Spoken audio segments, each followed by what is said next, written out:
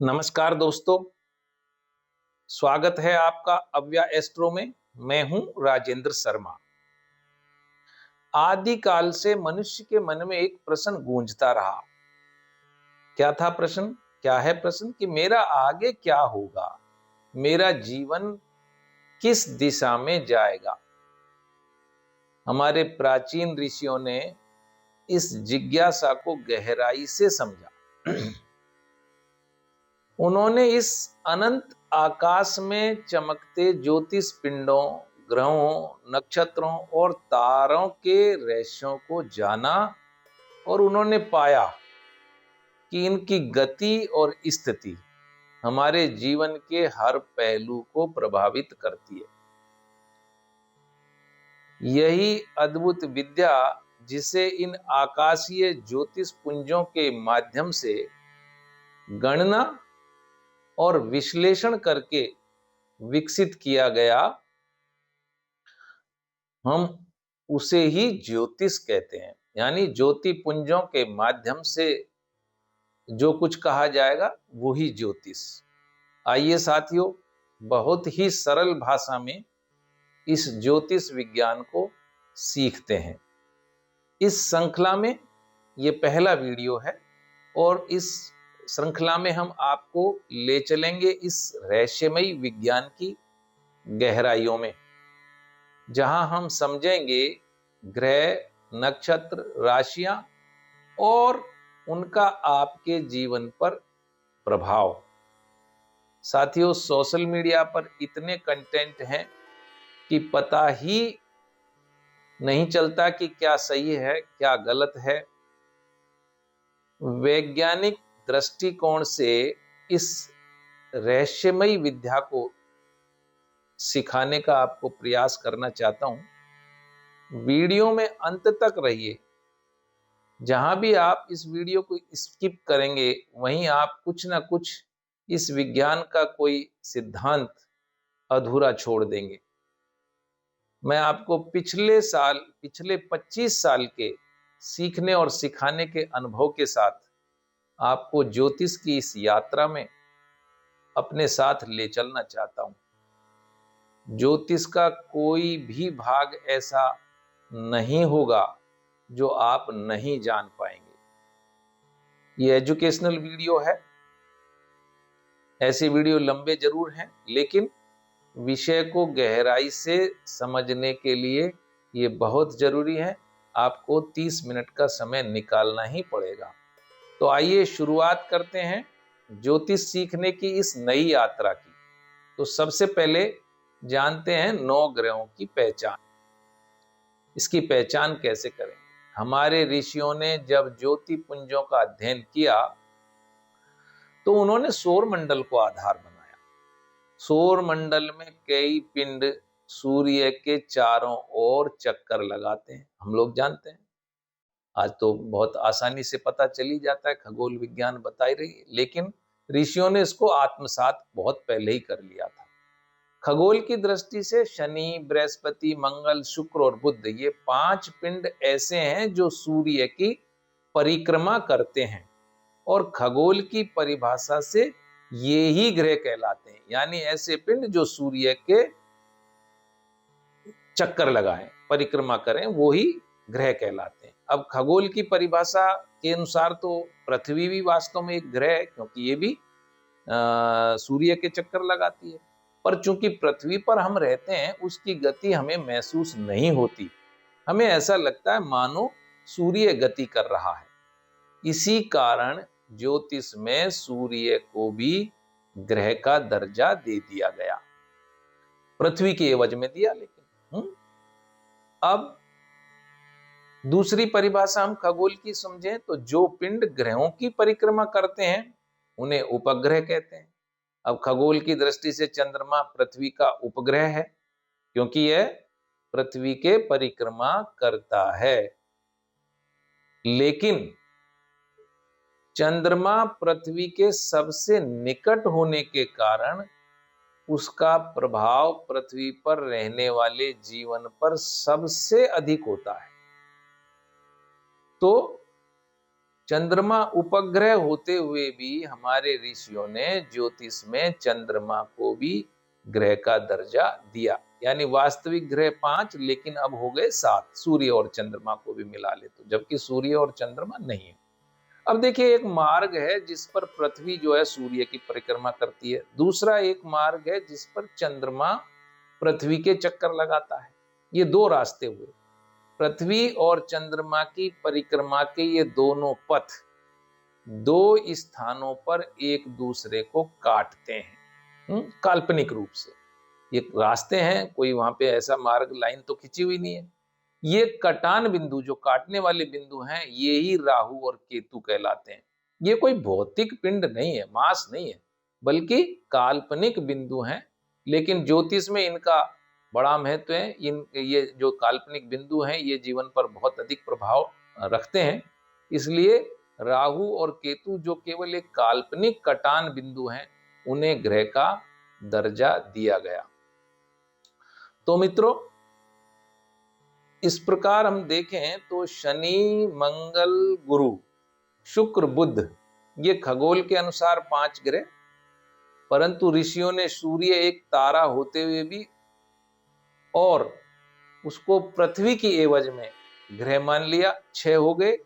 चंद्रमा पृथ्वी का उपग्रह है, परंतु सबसे नजदीक का पिंड है पृथ्वी के, इसलिए इसको भी ग्रह मान लिया, तो 7 हो गए। और 2 काल्पनिक बिंदु राहु और केतु, कुल मिला के 9 ग्रह ये ज्योतिष में हुए।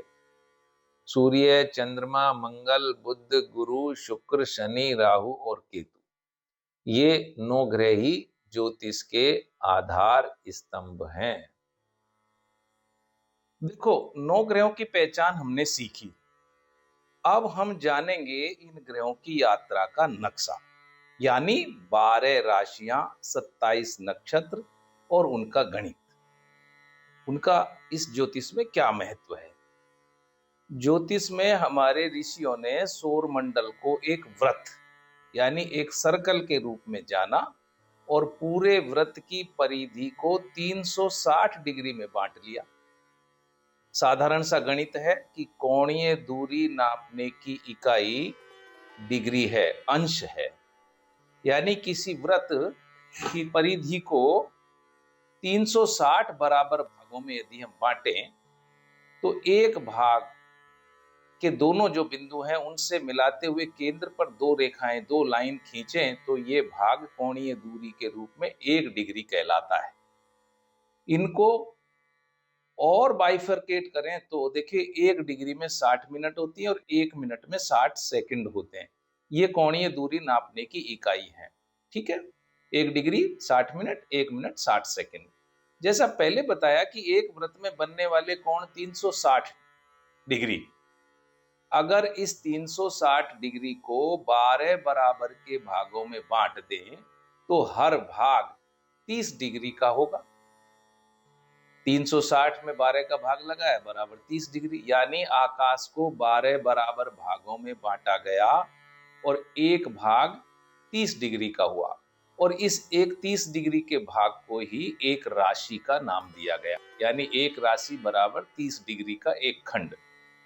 तो 30-30 डिग्री के 12 खंड हो गए, और इन 12 खंडों को ही हम 12 राशियां भी कहते हैं। इन 30-30 डिग्री के खंडों में जो तारे हमको आकाश में दिखाई दिए, है ना, उस 30 डिग्री का जो एक जोन बना, उन तारों से बनी काल्पनिक आकृति के आधार पर हमारे ऋषियों ने राशियों का नामकरण कर दिया। कैसे? जैसे जो पहला 30 डिग्री का भाग है, 0 से 30 डिग्री वाला, उसमें कुछ तारे मिलकर ऐसे दिखाई दिए जैसे नर भेड़ के जिस तरीके से आकृति, काल्पनिक आकृति बन गई। उस पहले खंड का नामकरण हमने कर दिया मेष। इसी प्रकार अगला जो 30 डिग्री का खंड है, दूसरे वाला, उसमें जो कुछ तारे दिखाई दिए उनकी आकृति बन गई एक बैल जैसी, तो उसका नाम हमने रख दिया, उस दूसरे वाले खंड का नाम रख दिया वृषभ। तो इस तरीके से इन सभी राशियों का नामकरण हमने उनमें तारे जो दिखाई दे रहे हैं उनके अनुसार कर दिया, जिससे याददाश्ती रहे, देखते ही हमें पता लग जाए। मेष से लेकर मीन तक का क्रम इसी तरीके से तय हुआ। यानी कौन कौन सी राशियां हुई? मेष, वृषभ, मिथुन, कर्क, सिंह, कन्या, तुला, वृश्चिक, धनु, मकर, कुंभ और मीन। इन राशियों को इस क्रमांक के अनुसार भी पहचानते हैं। बहुत महत्वपूर्ण बात है। यानी एक अंक का मतलब मेष राशि ही है। जहां कहीं ज्योतिष में आपको खानों में एक लिखा मिलेगा, इसका मतलब है कि ये मेष राशि की बात हो रही है। 2 अंक का मतलब है कि वृष राशि की बात हो रही है। क्रम से हम इसी तरीके से चलते जाएं। और 12वें अंक का मतलब है मीन राशि। आपको इन्हें राशि क्रम से अंकों के साथ भी याद रखना है। यानी 5 नंबर की बात करें तो दिमाग में सिंह राशि आनी चाहिए। 8 नंबर की बात करें तो जो 8 नंबर क्रमांक पे राशि है वृश्चिक, वो आनी चाहिए। अब ध्यान दीजिए, 9 ग्रह शनि, बृहस्पति, मंगल, सूर्य, बुध, शुक्र, चंद्रमा, राहु, केतु, इन राशियों में अपनी अपनी गति से लगातार घूमते रहते हैं। जैसे 12 राशियां आकाश को 12 हिस्सों में बांटती हैं, वैसे ही जीवन को भी 12 भागों में बांट लिया गया। जीवन को लेकर के आदमी के मन में जितनी भी जिज्ञासाएं हैं, या यूं कहिए कि जितने भी आयाम हैं, उन सबको भी 12 हिस्सों में डिवाइड कर लिया, 12 भाग में बांट लिया। जैसे एक जो भाग है वो मेरे स्वयं का यानी जातक का, एक जो भाग है वो माता के नाम का बना लिया, एक जो भाग है वो पिता के नाम का बना लिया, एक भाग पत्नी या विवाह के नाम का बना लिया, एक भाग मैंने मेरे रोजगार के लिए बना लिया, एक लाभ के लिए, हानि के लिए। जितने भी आयाम जीवन के हो सकते हैं उनको हमने 12 ही खानों में डिवाइड कर लिया, और इन खानों को ही हम भाव कहते हैं। इसी तरह जीवन के सभी पहलुओं का संबंध किसी ना किसी एक भाव से है। हमने इन 12 भावों में से ही हमारा कोई ना कोई एक भाव होगा जिसकी हमको जानकारी चाहिए। संक्षेप में ज्योतिष का मूल यही है कि ये 9 ग्रह 12 राशियों में घूमेंगे और घूमते हुए जीवन के अलग अलग क्षेत्रों पर कुछ ना कुछ असर डालेंगे।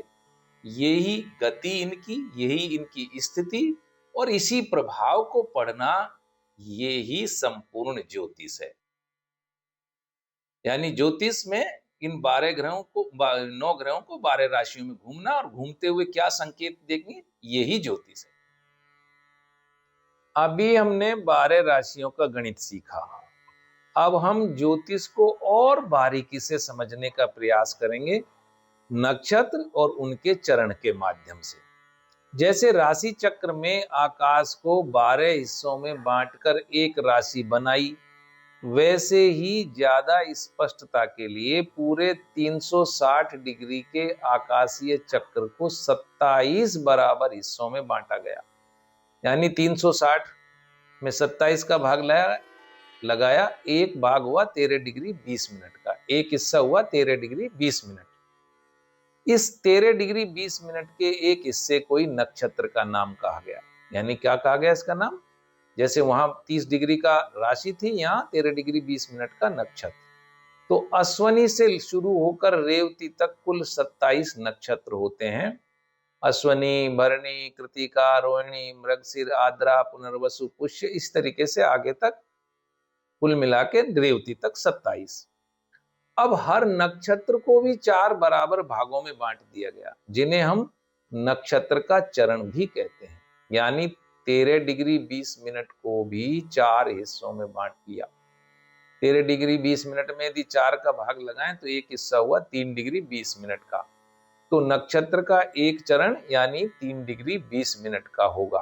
कुल मिला के 27 नक्षत्र और एक नक्षत्र में 4 चरण, तो कुल 108 चरण हो गए हमारे पूरे इस बचक्र में, पूरे जो है राशि चक्र में। ग्रह इन राशियों और नक्षत्र में घूमते हुए अलग अलग फल देते हैं। जब हमें जानना हो कि किसी घटना या जन्म के समय ग्रह किस राशि, किस नक्षत्र और किस चरण में था, कौन सी राशि में था, कौन से नक्षत्र में था, तो उसके लिए हमको आकाश का उस समय का नक्शा बनाना पड़ेगा, तभी उसको हम पढ़ पाएंगे। अगर किसी व्यक्ति के जन्म के समय का आकाश का नक्शा यदि हमको बनाना पड़े जिसमें हम राशि और ग्रह आदि सबको दिखाएं, तो उस नक्शे को ही हम जन्म कुंडली कहते हैं।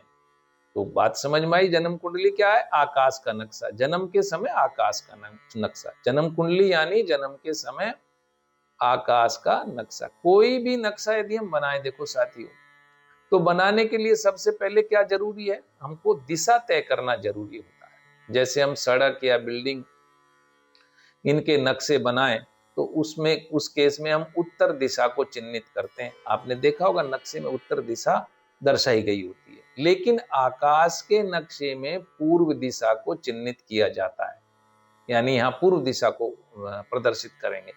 किसी भी जन्म समय पर पूर्व दिशा में कौन सी राशि है, कौन सी राशि उदित हो रही होती है, उसको हम लगन कहते हैं। इस दिशा के ज्ञान को हम क्या कह दिया? लगन कह दिया। यानी जब किसी जातक का जन्म हुआ उस समय पूर्व दिशा में कौन सी राशि थी, 12 राशियों में से कोई ना कोई एक राशि पूर्व में होगी, इस राशि को ही हम लगन कहते हैं।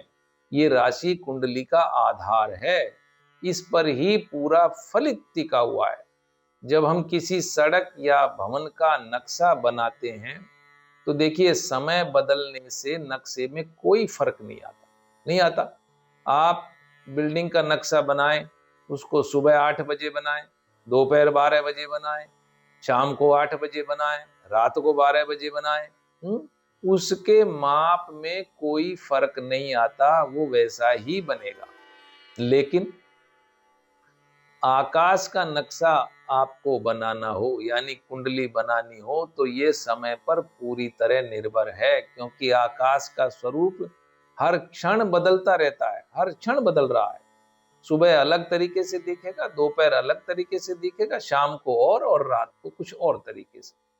ग्रह और राशियों की स्थितियां आपस में बदलती रहती हैं समय के अनुसार। इसलिए कुंडली बनाने के लिए इससे पहले आपको समय के कॉन्सेप्ट को समझना होगा, अच्छे तरीके से समझना होगा।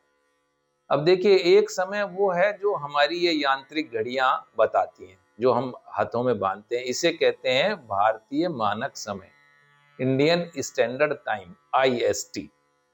ये समय पूरे देश में एक जैसा ही होता है, यानी भारतीय भूभाग में रहने वाले जो भी व्यक्ति हैं उनकी सभी घड़ी में ये समय दर्शाया जाता है। और दूसरा है स्थानिक समय, ये सभी स्थानों का अलग अलग होता है। ये एक तरीके से धूप घड़ी वाला समय है, जो स्थान वाला जो समय होता है ना, धूप घड़ी के आधार पर होता है। इसको समझने के लिए या समझाने के लिए हमें पृथ्वी के प्रतिरूप जो ग्लोब है उसको समझना होगा। पृथ्वी पर स्थित किसी भी भाग को चिन्हित करने, आइडेंटिफाई करने के लिए कुछ लंबवत रेखाओं का सहारा लिया गया है। आप ग्लोब को देखिए, सबसे पहले हम बात करते हैं हॉरिजॉन्टल जो लाइन है इनकी, ये वृत्ताकार रूप से है। पृथ्वी को 2 भागों में डिवाइड किया गया, यानी एक आधा भाग ऊपर का जिसको कहा गया उत्तरी गोलार्ध, और दूसरा आधा भाग नीचे का जिसको कहा गया दक्षिणी गोलार्ध। दो गोलार्ध हुए, ये भूमध्य रेखा इसको 2 भागों में डिवाइड करती है। दोनों गोलार्धों को अलग अलग इसी प्लेन के अनुसार, जो भूमध्य रेखा वाला प्लेन है उसी के अनुसार 90 भाग ऊपर और 90 भाग नीचे डिवाइड कर दिया, यानी उत्तरी गोलार्ध को भी 90 भागों में और दक्षिणी गोलार्ध को भी 90 भागों में। पूरी पृथ्वी को नॉर्थ से लेके साउथ तक कुल 180 भागों में बांट दिया गया, और भूमध्य रेखा का जो हमारा समतल है, प्लेन है, उसके समानांतर हमने 90 उत्तरार्ध में और 90 दक्षिण गोलार्ध में लिए हुए इन रेखाओं को, जो कि एक वृत्ताकार रूप में है, हमने अक्षांश रेखा का नाम दिया है। ग्लोब में आप देखें ये जो सर्किल तरीके से घूम रही है, ये अक्षांश रेखाएं आप इस ब्लॉक में देख सकते हैं। ये ब्लॉक जो है भूमध्य रेखा के समानांतर है। इन रेखाओं को ही अक्षांश रेखा कहते हैं। अब दूसरा है भूमध्य रेखा का जो वृत्त है उस पर हमने मान लो 360 बिंदु लगा लिए बराबर बराबर दूरी पर, वृत्त पर, है ना, भूमध्य रेखा वाला जो वृत्त है उस पे लगा लिए और उन एक एक बिंदुओं को मिलाते हुए उत्तरी ध्रुव से दक्षिणी ध्रुव तक रेखाएं डाली, रेखाएं खींच दी काल्पनिक रूप से। आप ग्लोब में देखिए, उनको हमने कहा रेखांश। अब हमको पृथ्वी पर किसी भी स्थान को यदि चिन्हित करना है तो हम उस स्थान के रेखांश यानी कौन कौन सी दो देशांतर रेखाएं या रेखांश रेखाओं के बीच में आता है और कौन कौन से दो अक्षांश के बीच में आता है, ये बताना पड़ेगा। और साथ ही ये भी बताना पड़ेगा कि उत्तरी गोलार्ध में है कि दक्षिणी गोलार्ध में, ये भी बताना पड़ेगा।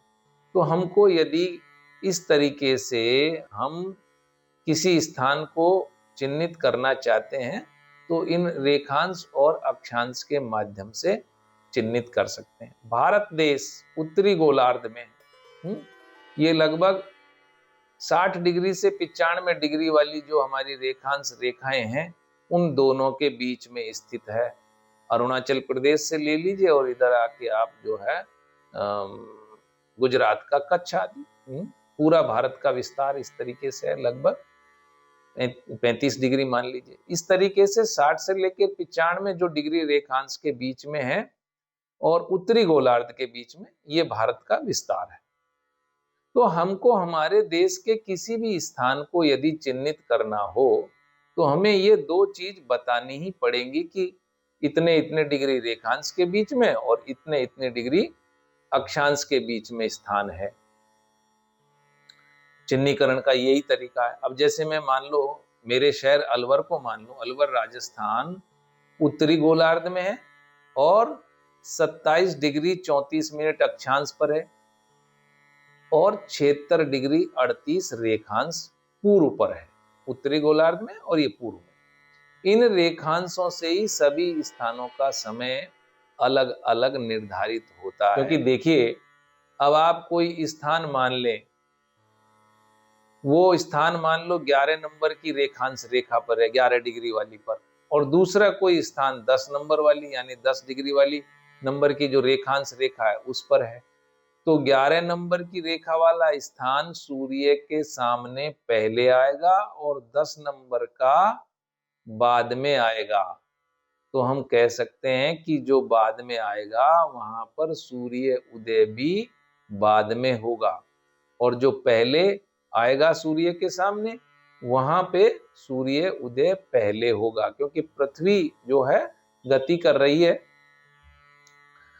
जब सूर्य उदय पहले होगा किसी स्थान पर तो उस स्थान पर दोपहर भी पहले होगी, शाम भी पहले होगी, यानी वह स्थान जो आपका आगे की तरफ है वो हमेशा पिछले वाले से आगे ही समय पर भी आगे रहेगा। वहां का समय हमेशा पिछले वाले स्थान से आगे ही रहेगा, वहां का लोकल टाइम जो है। देखिए, भारतीय मानक समय के लिए भारतीय मानक रेखांश जो है 82 डिग्री 30 मिनट है। 82 डिग्री 30 मिनट वाली रेखांश रेखा को हमने भारतीय मानक रेखा माना, यानी वहां पर जितने लोकल रूप से बजते हैं वो पूरे देश में मान लिए जाते हैं और इसी को कहते हैं भारतीय मानक समय। यानी 82.5 डिग्री रेखांश का जो लोकल टाइम है वही भारतीय मानक समय। लेकिन अब कोई स्थान इससे मान लो 82.5 डिग्री से आगे या पीछे है तो उसमें लोकल टाइम में उसका अंतर हो जाएगा। कितना अंतर होगा, आइए इसको पहचानें, किस तरीके से निकालेंगे। देखो, पृथ्वी को 360 डिग्री घूमने में लगते हैं कुल मिला के 24 घंटे। 360 डिग्री घूमने में लगते हैं 24 घंटे, तो 1 डिग्री घूमने में कितना पृथ्वी को समय लगेगा? देखो 4 मिनट लगेंगे। बड़ी सीधी सी कैलकुलेशन है। 24 घंटे के 60 मिनट के हिसाब से मिनट बना लीजिए, उसमें 360 डिग्री का भाग दे लीजिए, 1440 बटे 360 यानी 4 मिनट। 1 डिग्री रेखांश पर 4 मिनट। कोई स्थान यदि 1 डिग्री पीछे है तो वहां का स्थानिक समय 4 मिनट पीछे हो जाएगा। कोई स्थान मान लीजिए 82.5 डिग्री से 1 डिग्री आगे है तो वहां का समय 4 मिनट आगे हो जाएगा। तो इस तरीके से हमको IST और किसी भी स्थान के लोकल टाइम को समझना होगा, क्योंकि हमको आकाश का नक्शा बनाना है जिसके लिए हमको लोकल टाइम की ही जरूरत है। हमको लोकल टाइम की जरूरत पड़ेगी क्योंकि हमको आकाश का नक्शा उस स्थान से ही देखना है, यानी जन्म वाले स्थान से ही देखना है। तो आपको समय भी जन्म वाले स्थान का ही लेना पड़ेगा, जहां पर आपका जन्म हुआ है उसी स्थान से हमको नक्शा देखकर बनाना है। इसलिए आपको जन्म का समय भी जिस स्थान पर जन्म हुआ है वहीं का लोकल समय लेना होगा, जो भारतीय मानक समय से कुछ भिन्न होगा। यानी भारतीय मानक समय में हमको कुछ करेक्शन करना पड़ेगा, क्योंकि जो भी कोई जातक आपको जन्म कुंडली के लिए बनाएगा तो वो IST देगा, उसको नहीं पता है लोकल टाइम क्या है। तो IST में कुछ जोड़कर या कुछ घटाकर हमको लोकल टाइम बनाना होता है। उदाहरण के लिए लें, यदि कोई स्थान मान लो 82.5 डिग्री से आगे है, मान लें कि किसी स्थान का रेखांश जो है 90 डिग्री है, तो 90 डिग्री एक तरीके से वो कितना आगे हो गया, अपने मानक जो रेखांश है उससे 90 में से 82.5 डिग्री घटा लीजिए तो 7.5 डिग्री हो गया, यानी 7.5 डिग्री वो आगे हो गया। 1 डिग्री में 4 मिनट का अंतर आता है, तो 7.5 डिग्री में कितना आया, 30 मिनट का हो गया। 7.5 को 4 से गुणा कर दिया तो यानी 30 मिनट आगे होगा। जिस स्थान का रेखांश 90 डिग्री है उस स्थान का स्थानिक समय 30 मिनट आगे ही होगा। यानी यदि घड़ी के अनुसार किसी समय पर यदि 10 बजे हैं तो वो स्थान जिसका अक्षांश रेखांश 90 डिग्री है वहां का लोकल टाइम 10:30 डिग्री होगा, 10:30 घंटे होगा, 10:30 बजेंगे, वहां का लोकल समय 10:30 होगा। कोई स्थान ऐसा है जिसका रेखांश मान लो 75 डिग्री है, यानी 75 डिग्री का मतलब वो 7.5 डिग्री, 82.5 से 75 घटाएंगे तो 7.5 डिग्री पीछे हो गया। अब पीछे होने का मतलब ये हुआ कि वो 30 मिनट, यानी 7.5 डिग्री है और 4 मिनट प्रति के हिसाब से 7.5 का तो 30 मिनट का अंतर हो जाएगा।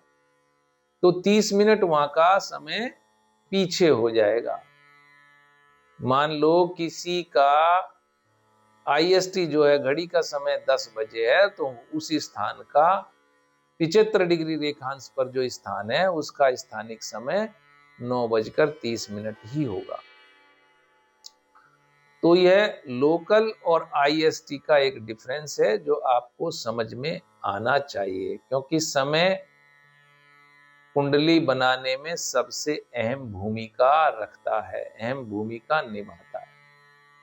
आपको IST और लोकल टाइम का अंतर समझना होगा। कुंडली बनाने के लिए हमें स्थानिक समय की आवश्यकता होगी, यानी जिस स्थान पर जन्म हुआ है वहां का सटीक समय, वहां का लोकल समय हमको लेना होगा। उदाहरण के लिए लें तो अलवर का स्थानिक समय हम निकाल सकते हैं। कैसे? अगर जन्म मान लो अलवर राजस्थान में हुआ है तो हमें भारतीय मानक रेखांश जो हमारा स्टैंडर्ड रेखांश है 82 डिग्री 30 मिनट में से अलवर का जो रेखांश है 76 डिग्री 38 मिनट ये घटाना होगा। ये अंतर आया 5 डिग्री 52 मिनट का, और उसे 4 मिनट प्रति डिग्री 4 मिनट के हिसाब से गुणा करें तो लगभग 30 मिनट 28 सेकंड का अंतर हो गया। यानी अलवर का स्थानिक समय IST से 23 मिनट 28 सेकंड पीछे है। अब जब हमें स्थानिक समय पता है हम निकाल सकते हैं, तो हम जन्म के समय पूर्व दिशा में कौन सी राशि है उसका पता लगा सकते हैं। पूर्व में जो राशि उस समय पर उदित होती है या उदित हो रही होती है वो ही लगन कहलाती है। कुंडली का मुख्य आधार है ये दिशा, यानी लगन की राशि कुंडली का मुख्य बेस है, जिसको बहुत अच्छे से कैलकुलेट करना हमको आना चाहिए। लगन जानने के लिए हमें चाहिए, एक तो देखिए लगन सारणी, टेबल ऑफ असेंडेंट, इसको आप गूगल से भी डाउनलोड कर सकते हैं, बाजार से भी मिल सकती है। एक पंचांग, जिसमें ग्रहों की स्थिति रोजाना की दी हुई होती है कि कौन सा ग्रह कहाँ पे मौजूद है। इन दोनों के आधार पर हम सटीक लगन और कुंडली बना सकेंगे, लगन निर्धारित कर सकेंगे और कुंडली भी बना सकेंगे। तो लगन निर्धारण जो कि कुंडली का पहला सबसे जरूरी कदम है, अगले वीडियो में हम लगन का निर्धारण की जो पूरी गणना की पद्धति है उसको सीखेंगे। आप ये दोनों चीजें अपने साथ में रखेंगे तो समझने में आपको आसानी होगी। जल्द ही दूसरा वीडियो जो है आपको अपलोड करेंगे। आशा है आपको ये वीडियो ज्ञानवर्धक लगा होगा। चैनल को सब्सक्राइब अवश्य करें, जिससे मैं अधिक उत्साह के साथ और जो वीडियो हैं आपकी सेवा में ला सकूं। क्रम बाय क्रम इस विद्या को हम आगे बढ़ाएंगे। कमेंट्स में भी आप अपने सुझाव दे सकते हैं कि कहाँ इस वीडियो में कोई समझने में कमी रही है, हम उसकी पूर्ति करने की भी कोशिश करेंगे। जुड़े रहिए अव्या एस्ट्रो के साथ।